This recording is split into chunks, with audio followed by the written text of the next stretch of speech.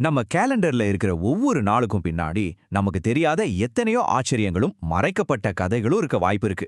ஒரு சாதாரண தேதிக்குள்ள எவ்வளவு பெரிய வரலாறு புதைஞ்சிருக்க முடியும்னு எப்படியாவது யோசிச்சு பார்த்திருக்கீங்களா? சரி, இந்த புதிரோட ஆரம்பிக்கலாம். இவங்க 3 பேரும் முற்றிலும் வேற வேற துறையை சேர்ந்தவங்க.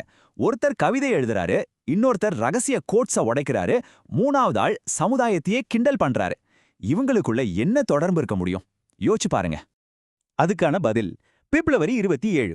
ஆமாங்க, இந்த ஒரு சாதாரண தேதி தான் நாம இப்போ பார்க்க போற ஒரு வரலாற்று மர்மத்தோட திறவுகோல்.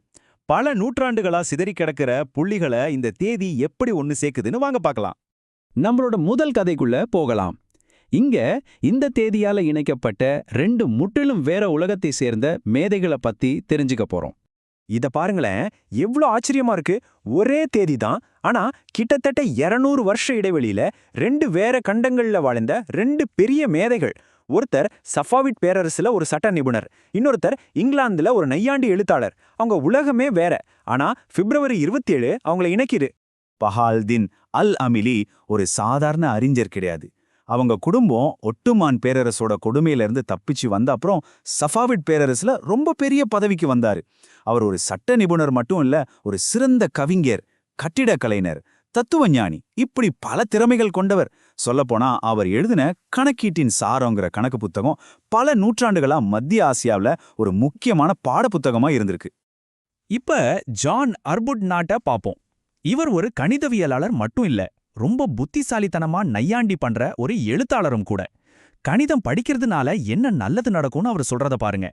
கணக்கு போட்டா நம்ம மனசுல இருக்கிற தேவையில்லாத உணர்ச்சிகள், தப்பான எண்ணங்கள் எல்லாம் போயிடும்னு சொல்றாரு. இது கணிதத்தோட ஆன்மாவே அழகா விளக்குது இல்லையா?